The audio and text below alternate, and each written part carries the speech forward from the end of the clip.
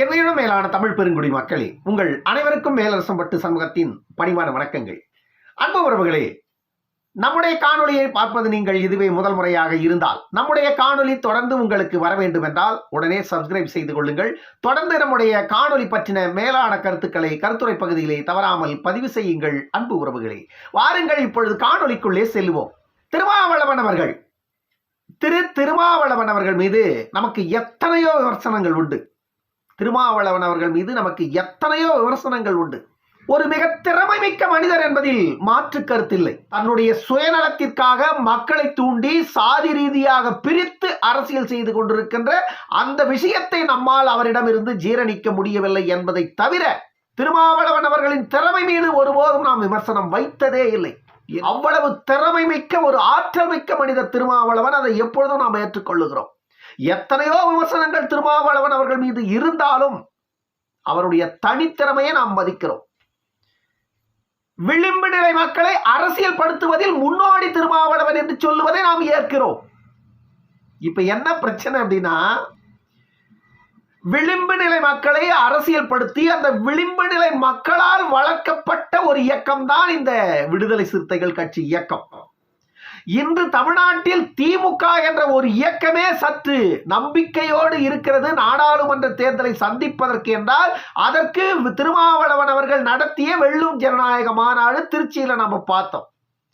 ஆனால் அந்த வெல்லும் ஜனநாயக மாநாட்டிற்கு பின்புலத்தில் இவ்வளவு பெரிய லாட்டரி கும்பல் தான் வேலை செய்திருக்கிறது, அதற்கு 50 கோடி ரூபாய் தான் வேலை செய்திருக்கிறது என்று நாம் கேள்விப்பட்டவுடன் உண்மையிலேயே அதிர்ச்சி அடைஞ்சிட்டேன் நான் எல்லாம். ஏனென்றால் திமுக தான் தமிழ்நாட்டை நாசப்படுத்திடுச்சு. பணத்தை கொடுத்து, குடியை கொடுத்து, குடிக்கிறதுக்கு பணத்தை கொடுத்து தமிழ்நாட்டு மக்களை நாசப்படுத்திடுச்சு திமுகவும் அதிமுகவுன்னு நம்ம திட்டிக்கிட்டு இருக்கிற நேரத்துல விளிம்பு நிலை மக்களை, எளிய மக்களை அரசியல் படுத்துகிறோம் என்று சொல்லி அந்த மக்களை நம்ப வைத்து ஏமாற்றி இன்று விடுதலை சிறுத்தைகள் இயக்கத்தை லாட்டரி ஏஜென்ட் மார்ட்டின் மருமகனுக்கு 50 கோடி ரூபாய்க்கு விடுதலை சிறுத்தைகள் கட்சியை வித்துட்டாராம் திருமாவளவன். நான் சொல்லல, இத தமிழ்நாடு முழுவதும் இன்றைய வைரல் இதுதான். லாட்டரி மார்ட்டின் மருமகன் ஆதவ் அர்ஜுனுக்கு 50 கோடி ரூபாய்க்கு விற்கப்பட்டு விட்டதா அப்படின்னா விற்கப்பட்டு விட்டதாக தான் சொல்றாங்க.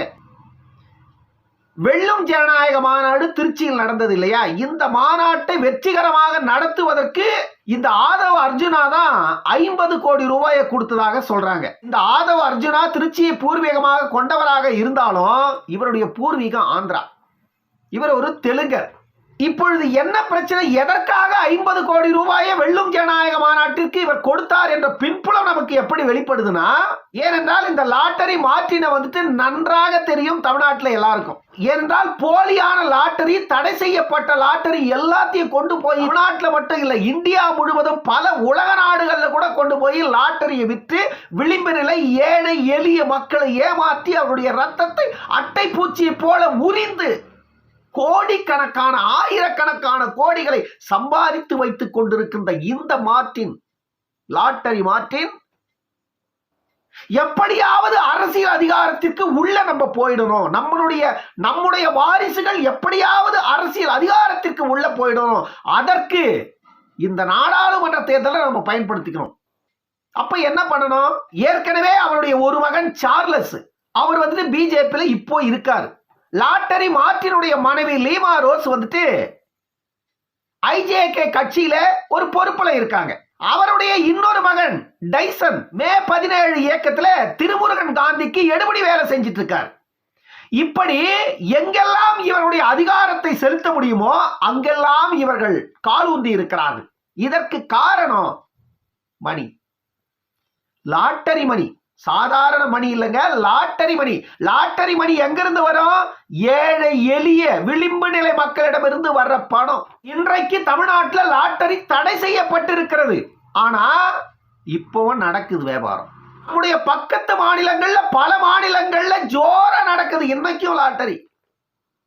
அதை தாண்டி இந்தியாவை தாண்டி பல நம்முடைய பக்கத்து நாடுகள்ல, பல நாடுகள்ல லாட்டரி இன்னைக்கு வாஹா ஓடு பெரிய பிசினஸ். அங்கெல்லாம் இவருடைய லாட்டரி நடக்குது. அங்கெல்லாம் லாட்டரி யார் வாங்குறா? கருணாநிதி குடும்பம், ஜெயலலிதா குடும்பம், எடப்பாடி குடும்பம், ஓபிஎஸ் குடும்பத்துல இருக்கிறவங்களா போய் வாங்க போறாங்க. சாதாரண அன்றாட கூலிகள், விளிம்பு நிலை மக்கள் உழைத்து சம்பாதிப்பது 500 ரூபானா அதுல 300 ரூபாய்க்கு போய் லாட்டரியே வாங்கிடுவான். ஏன்னா இப்ப வந்துட்டு ஆன்லைன் சூதாட்டத்துல எப்படி மக்கள் அந்த சூதாட்டத்தை நம்பி பொருளாதாரத்தை முற்றிலுமாக அந்த சூதாட்டத்துல இழந்து கடைசியில எப்படி வாழ வழியே இல்லாதவங்களுடைய உயிரையும் இழந்து விடுகிறார்களோ, அதுபோல லாட்டரியால் உயிரிழந்த குடும்பங்கள் யாராலும் உயிரிழந்த குடும்பங்களின் வழியில வயிறு வளர்க்கிற இந்த லாட்டரி மாற்றினு பல ஆயிரக்கணக்கான கோடிகளை குவித்து வைத்துக் கொண்டிருக்கின்ற ஒரு பெரும் முதலாளி. இந்த முதலாளி வெல்லும் ஜனநாயக மாநாட்டை நடத்துவதற்கு மட்டுமே 50 கோடியை கொடுத்திருக்காருன்னா நல்லா யோசிச்சு பாருங்க. இப்ப இவர்கள் வந்துட்டு அரசியல் அதிகாரத்துக்கு உள்ள வரணும், அதற்கான வழியை தேடுறாங்க. அப்ப என்ன பண்றாங்கன்னா திமுகவில் போய் சேரலாம். ஆனா சீட்டு கிடைக்குமா, வரப்போகின்ற நாடாளுமன்றத்தில் சீட்டு கிடைக்குமா அப்படின்னா கேள்விக்குறிதான். அதிமுகவில் போய் சேரலாம், ஆனா அதிமுக இன்னைக்கு இருக்கிற சூழ்நிலையில வெற்றி பெறுமா அப்படிங்கிற ஒரு கேள்வி இருக்கு. இப்ப இந்த 2 கட்சியை தாண்டி வேற எங்க போனா நம்ம வெற்றி பெற்று நாடாளுமன்றத்துக்கு உள்ள போக முடியும்? தமிழ்நாட்டில் விசிகா 2 சீட்டு கொடுத்தா கூட அந்த சீட்டை ஜெயிக்கிறதுக்கு ஒரு வாய்ப்பு இருக்கு. ஏன்னா தமிழ்நாட்டில் திமுக கூட்டணி, காங்கிரஸ் கூட்டணி, அந்த கூட்டணி கொஞ்சம் பலமா இருக்கிறதாக இப்ப பேச்சு இருக்குது. திமுக தமிழ்நாட்டில் ஆளும் கட்சியாகவும் இருக்கு. அப்படி என்றால் விசிகாவுக்கு உள்ள போய் எப்படியாவது ஒரு எம்பி சீட்டை பிடிச்சி நம்ம வந்து உள்ள போயிடணும். எங்க பார்லிமெண்ட்டுக்கு உள்ள நம்ம ஒரு நாடாளுமன்ற உறுப்பினராக ஒரு அரசியல் அதிகாரத்தை கைப்பற்றி உள்ள போய் உட்கார்ந்துடணும். இலக்கு இது லாட்டரி மார்ட்டினோட இலக்கு. ஆனால் லாட்டரி மார்ட்டினுக்கு வந்து நேரடியாக சீட்டு கொடுக்க முடியாது. ஏன்னா தமிழ்நாட்டில் மட்டுமே பல வழக்குகள் அவர் மீது இருக்கு. அப்ப என்ன பண்ணலாம், தன்னுடைய மருமகனை உள்ள கொண்டு போறார். மருமக யாரு? இவர் ஒரு பெரிய கோட்டீஸ்வரன், இவர் ஒரு பெரிய தொழிலதிபர். விடுதலை சிறுத்தைகள் கட்சியில இணைகின்ற அளவுக்கு அவருக்கு அந்த அடிப்படை தகுதி இல்லை. ஆனா அவர் விடுதலை சிறுத்தைகள் கட்சியில இணைந்து செயல்பட போறாரு. விடுதலை சிறுத்தைகள் கட்சிக்கு 50 கோடியை கொடுத்து வெல்லும் ஜனநாயக மாநாட்டை நடத்தி இப்பொழுது விடுதலை சிறுத்தைகள் கட்சியோட துணை பொதுச் செயலாளராக உயர்ந்திருக்கிறார். கட்சிக்கு உள்ள போன உடனே துணை பொதுச் செயலாளர் திருமாவளவன் அந்த கட்சியினுடைய பொதுச் செயலாளர், அந்த கட்சியின் துணை பொதுச் செயலாளர் ஆதவ் அர்ஜுனா கட்சிக்கு உள்ள போன அடுத்த நாளே துணை பொதுச் செயலாளர் ஆகிறார் கட்சியில. அந்த கட்சியோட விளிம்பு நிலை மக்களின் வாழ்வியல் நிலை இவருக்கு தெரியுமா? அந்த கட்சியில இருக்கிற விளிம்பு நிலை மக்களின் வாழ்வியல் நிலை இவருக்கு தெரியுமா? நம்ம எப்பொழுதுமே விடுதலை சிறுத்தைகள் கட்சியை வந்துட்டு நம்ம குறை சொல்லலை. காரணம் என்னன்னா, விளிம்பு நிலை மக்களை அரசியல் படுத்தி அடுத்த நிலைக்கு கொண்டு வந்ததை நாம் வரவேற்கிறோம். ஏனென்றால் இதுதான் நாட்டின் வளர்ச்சி, இதுதான் ஒரு மாநிலத்தின் வளர்ச்சி, இதையெல்லாம் வரவேற்கிறோம். ஆனால் இப்படி வளர்க்கப்பட்ட ஒரு இயக்கம் சாதாரணமா ஒரு பெரும் முதலாளிக்கு 50 கோடி ரூபாய்க்கு ஏலத்துல விற்ற மாதிரி ஒரு இயக்கத்தை விற்று விட்டது எவ்வளவு பெரிய கேவலம்.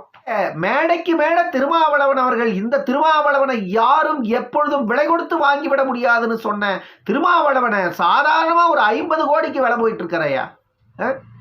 50 கோடி தானா திருமாவளவனின் விலை? 50 கோடி தானா விடுதலை சிறுத்தைகளின் விலை? 25 ஆண்டுகளுக்கு மேலாக பொது வாழ்க்கையில் அவர் எவ்வளவு மேடைகள் ஏறி இருப்பார், எத்தனை மேடைகளில் கத்தி இருப்பார், முழங்கி இருப்பார். அப்படித்தானே அந்த இயக்கம் வளர்க்கப்பட்டது. அப்படித்தானே அந்த மக்கள் திருமாவளவனை நம்பி அவர் பின்னாடி போனாங்க. ஆனால் இன்றைக்கு திருமாவளவனை நம்பி அந்த மக்களை 50 கோடி ரூபாய்க்கு ஒரு லாட்டரி ஏஜென்ட்டுக்கு இந்த கட்சியை விலைக்கு வித்துட்டாரு திருமாவளவன் அப்படின்னு சொன்னா, அடிமட்டத்துல கொடி பிடிச்சவன், கோஷம் போட்டவன், கல்லடி வாங்கினவன், சொல்லடி வாங்கினவன், எத்தனையோ அடிகள் பட்டவன், அவருடைய மனநிலைமை எப்படி இருக்கும்? வன்னியரசை பத்தி நம்ம பேசணும்னா, வன்னியரசு மேல நமக்கு பல விமர்சனங்கள் உண்டு. ஏன்னா கர்வத்தில் எதை வேண்டும் என்றாலும் பேசுபவர் வன்னியரசு. ஏனென்றால் கர்வத்தில் அரசியலின் மூத்த தலைவர்களை கூட அவமரியாதையாக பேசியவர் வன்னியரசு. அதனால அவர் மீது நமக்கு பல விமர்சனங்கள் உண்டு. இருந்தாலும் இந்த விளிம்பு நிலை மக்களின் அரசியலை நம்பி குறைந்தது 25 ஆண்டுகளுக்கும் மேலாக அந்த இயக்கத்துல போராடி கொண்டிருக்கிறார் இந்த திருமாவளவனை நம்பி. ஏற்கனவே சட்டமன்ற தேர்தலில் நின்று தோத்து போனார். பாராளுமன்ற தேர்தலில் நமக்கு சீட்டு கிடைக்கும்னு எதிர்பார்த்து காத்திருந்தார். ஆனா இப்போ விசிகாவுடைய இலக்கு என்னவா இருக்கு அப்படின்னா, திருமாவளவனுக்கே சீட்டு கிடைக்கலனாலும் பரவாயில்ல, திருமாவளவன் நின்று தோற்று போனாலும் பரவாயில்ல, ஆதவ அர்ஜுனாவுக்கு சீட்டை வாங்கி கொடுத்து அவரை ஜெயிக்க வச்சு பார்லிமெண்ட்டுக்கு அனுப்பிடணும். அவர்கிட்ட இருந்து ஒரு பல 100 கோடியை வாங்கி விடுதலை சிறுத்தைகள் கட்சியை தமிழ்நாட்டில் வளர்த்திடணும். என்ன பண்ண போறீங்க வளர்த்து? இப்படிப்பட்ட ஒரு பெரும் முதலாளி காலில் போய் விழுந்து அவருக்கு அடிமையா நீங்க போய் சேவை செய்து இந்த கட்சியை உங்களால் எப்படி வளர்க்க முடியும்? ஆதவ அர்ஜுனாவுக்கு விடுதலை சிறுத்தைகள் கட்சியுடைய கொள்கைகள், லட்சியங்கள், கோட்பாடுகள் எதுனா தெரியுமா? முதல்ல கேளுங்க அவர் போய். அந்த இயக்கம் எப்படி வளர்ந்தது? அடங்க மறு, அத்துமீறு, திமிரி எழி, திருப்பி அடின்னு சொல்லி வளர்ந்த இயக்கம். அடங்க மறு, அத்துமீறு, திமிரி எழி, திருப்பி அடின்னு சொல்லி தான் அந்த மக்களையே நீங்க அரசியல் படுத்துனீங்க. அப்படி வளர்ந்த இயக்கம் இன்னைக்கு லாட்டரி ஏஜென்ட் காலில் போய் விழுந்து அடிமையாகி போச்சு அப்படின்னா, ஏர்போர்ட் மூர்த்தி நாள் தவறாத பேசிக்கிட்டு இருந்த அத்தனையுமே உண்மையாகி போச்சே இல்லையா? ஏர்போர்ட் மூர்த்தி அவர்கள் திருமாவளவனை கடுமையாக சாடிக்கொண்டே இருந்தார். அவர் திருமாவளவன் வந்துட்டு ஒரு அரசியல் புரோக்கர் அப்படின்னு சொல்லி கடுமையாக சாடிக்கொண்டிருந்தார் ஏர்போர்ட் மூர்த்தி. அது உண்மையாவே ஆயிப்போச்சு இல்ல? நான் வந்துட்டு விடுதலை சிறுத்தைகள் கட்சியவும் அந்த கட்சியில் இருக்கிற லட்சக்கணக்கான தம்பிமார்களையும் உண்மையிலே நாங்கள் மதிக்கிறோம். ஏன்னா தமிழ்நாட்டில் அரசியல் படுத்த வேண்டிய 2 சமூகம் தமிழ்நாட்டில், ஒன்று பறைய சமூகம், இன்னொன்று வன்னியர் சமூகம். இந்த 2 சமூகங்களும் உண்மையிலேயே அரசியல் களத்தை புரிந்து கொண்டால் தமிழ்நாட்டு அரசியலை அந்நியர்கள் ஆட்கொள்ள முடியாது.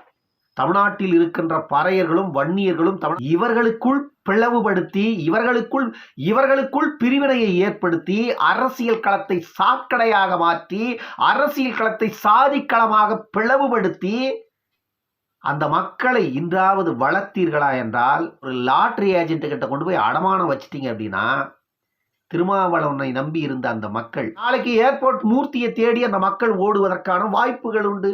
இல்லை என்றால் புரட்சி பாரதத்தை தேடி அந்த மக்கள் ஓடுவதற்கான வாய்ப்புகள் உண்டு. தலைவர் எவ்வளவு பெரிய அரசியல் தலைவர்களாக இருந்தாலும் தங்களுடைய கொள்கையிலும் கோட்பாட்டிலும் தங்களுடைய இலக்கிலும் தடமாறாமல் பயணித்தால் மட்டும்தான் அரசியல் களத்தில் மக்களின் மனங்களை வெல்ல முடியும். இல்லை என்றால் ஒரு நாள் நட்டாற்றில் நிற்க வேண்டிய நிலை வரும். அது திருமாவளவன் அவர்களுக்கு வந்துவிடக் கூடாது என்பதுதான் நம்முடைய ஆதங்கம். இன்னொரு காணொளியில் சந்திக்கும் வரை உங்களிடமிருந்து விடைபெற்றுக் கொள்வது மேலரசம்பட்டு சண்முகம். நன்றி, வணக்கம் அன்பு உறவுகளே.